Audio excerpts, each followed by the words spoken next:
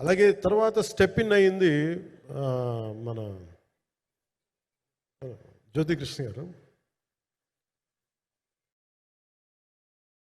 ఖుషి cinema చేస్తున్నప్పుడు అప్పుడే London ఈ ఫిల్మ్ మేకింగ్ కోర్స్ చేసి మన డైరెక్షన్లో ఇన్స్టిట్యూట్ అంతేనా డైరెక్షన్ కదా, ఫిల్మ్ మేకింగ్ కోర్స్ చేసి అప్పుడే గ్రాడ్యుయేట్ అయ్యి వచ్చి అప్పటి నుంచి ఉన్నప్పుడు బట్ యాక్చువల్ తనతో మాట్లాడుతుంటే మోస్ట్ సెన్సిబుల్ డైరెక్టర్ అనిపించారు.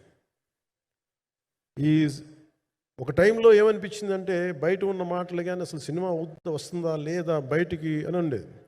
కానీ మాకు ఎప్పటికప్పుడు నీరసం పడిపోయినప్పుడల్లా నాకు నీరసం వచ్చేసేది. సినిమా అవ్వదా అనుకున్నప్పుడల్లా దీనికి ప్రాణవాయువునిచ్చిన వ్యక్తి కీరవాణి గారు. ప్రతిసారి వర్క్ చేసి నేను ఎందుకంటే సినిమా చివరి దాకా నేను నమ్మను. ఎప్పుడు నేను ఒక సినిమాని నేనేం నమ్ముతాను, చిన్నప్పటి నుంచి వెరీ ఫార్మేటివ్ ఇయర్స్లో నుంచి కూడా ఒక మంచి సినిమా గురించి నువ్వు మాట్లాడక్కర్లా, రిలీజ్ అయితే బాగలేకపోతే ఎలాగ మాట్లాడక్కర్లా. అందుకే నేను ఎప్పుడు సినిమా క్వాలిటీ మీద దృష్టి పెడతాను తప్ప ఇంక మిగతా వాటి మీద మాట్లాడను. అందుకే నాకు ఎప్పుడు ఈ మాట్లాడటం అనే దాని మీద ఎప్పుడు దృష్టి పెట్టలేం. కానీ ఫస్ట్ టైం ఈ సినిమాకి చాలా అవసరం అనిపించింది. అందుకని ఒక నిర్మాతలు కనుమరుగవుతున్న ఈ సమయంలో ఒక బలమైన సినిమా తీసి ఒడిదుడుకుల్ని తట్టుకోగలిగి ఒక నిర్మాత కనుమరుగవ్వకూడదు.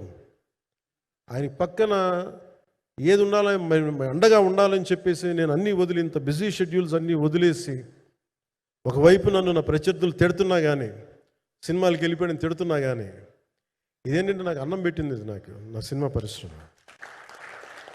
అంటే ఇక్కడున్న మిత్రులందరూ కూడా చాలామందికి నేను ఇండివిజువల్ ఇంటర్వ్యూస్ ఇచ్చాను. నేను చాలాసార్లు నాగేంద్ర కానీ మీరు కానీ చాలామందికి వీళ్ళందరూ చాలామందికి నేను వ్యక్తిగతంగా తెలుసు. కాకపోతే నాకు సినిమా అంటే నేను సినిమా గురించి ఎక్కువ చెప్పలేక ఎక్కువ మాట్లాడలేను. కానీ బట్ నాకు నిజంగా సినిమా మీద అపారమైన గౌరవం, సినిమా మీద అపారమైన ఆసక్తి, నాకు ప్రాణవాయువు అది.